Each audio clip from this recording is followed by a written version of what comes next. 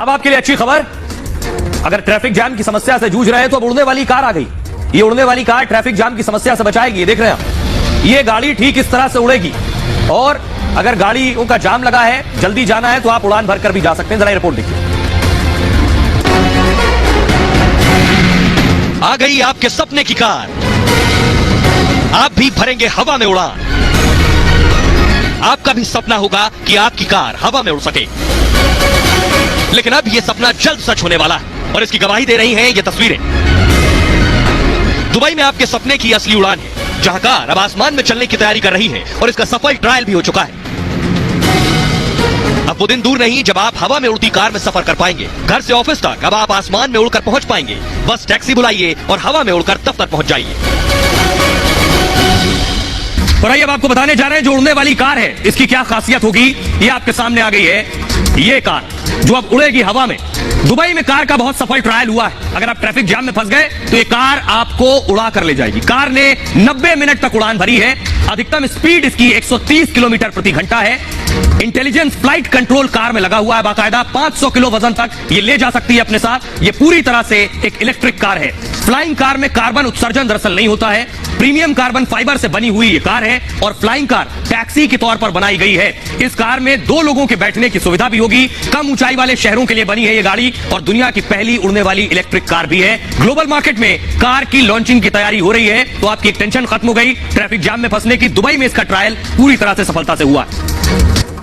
तो एक परेशानी से तो आपको हल मिल गया कि अब ट्रैफिक की समस्या से आप बच सकेंगे। जहां वक्त पर पहुंचना है उतने वक्त में पहुंच सकेंगे। लेकिन आइए अब आपको बताता हूं इस गाड़ी के आखिर फायदे क्या है। देखिए इस गाड़ी का फायदा, ऑफिस या घर जाना आसान हो जाएगा। ये जो आप देख रहे हैं गाड़ी, ट्रैवलिंग का एक और रास्ता बनेगा। अब तक सड़क से जाते थे, अब उड़कर भी जा सकते हैं। हवाई सफर से समय भी कम लगेगा, ट्रैफिक में फंसेंगे नहीं। ट्रांसपोर्ट के कारोबार में भी इजाफा होगा इससे। रोड पर ट्रैफिक का बोझ कम होगा क्योंकि गाड़ियां बहुत तेजी से बढ़ती जा रही हैं। टैक्सी होने से पार्किंग झंझट भी नहीं होगा और प्रदूषण की समस्या से भी निजात मिलेगी। इलेक्ट्रिक कार है ये, प्रदूषण की समस्या से भी निजात मिलेगी, पॉल्यूशन भी कम होगा। ये सारे फायदे होंगे इस उड़ने वाली गाड़ी से। आइए खबरों में आगे बढ़ते हैं और एक और बड़ी खबर। पाकिस्तान में बाढ़ आई थी पिछले दिनों और इतनी बाढ़ आई, इतनी तबाही मचाई, सैकड़ों जानें चली गईं और बाढ़ के लिए जो चंदा इकट्ठा किया था पाकिस्तान के नेताओं ने, खबर है वो सब खा गए। देखिए जरा, बाढ़ का पैसा भी जो दूसरे देशों से आया था वो खा गए। यूनाइटेड नेशंस ने $816 मिलियन दिया था, वो खा गए। एशियन बैंक ने $2.3 बिलियन दिया था, वो भी हजम कर गए। वर्ल्ड बैंक ने $2 बिलियन दिए थे, वो भी लोगों तक नहीं पहुंचा।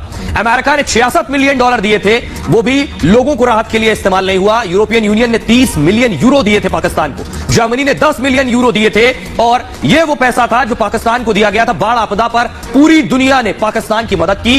बाढ़ के फंड में भ्रष्टाचार के आरोप लगे पाकिस्तान पर। राहत सामग्री में लूट की खबरें भी आई उस दौरान। भ्रष्टाचार को लेकर अमेरिका ने भी पाकिस्तान को चेतावनी दी और इन सब के बावजूद अब अमेरिका ने पाकिस्तान से जवाब मांगा है कि आखिर जो पैसा दिया था वो कहां गया। अमेरिकी विदेश विभाग का यह सख्त बयान सामने आया। अमेरिका के पैसों में गड़बड़ी बर्दाश्त नहीं की जाएगी। बाढ़ प्रभावितों तक मदद नहीं पहुंची है, ये नेता खा गए। अमेरिका इसकी पूरी जांच करेगा। दान के पैसों में गड़बड़ी पर दुनिया। खबरों में आगे बढ़ते हैं। आज की एक और बड़ी खबर, आईएस के घर से कैश ही कैश बरामद हुआ है। ये आईएस कौन है, इनसे तारुफ कराएंगे। पहले तस्वीर देखिए जरा।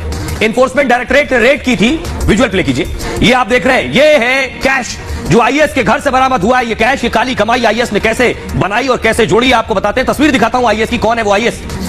तस्वीर दिखाई, ये है आईएस समीर बिश्नोई नाम है। इनके घर पर रेड पड़ी और उसके बाद अगली तस्वीर दिखाई जरा। इनके घर पर जो रेड हुई है वो तस्वीर मैं आपको दिखाने जा रहा हूं। ये है रानू, ये है जिला अधिकारी, इनके यहां भी रेड हुई है।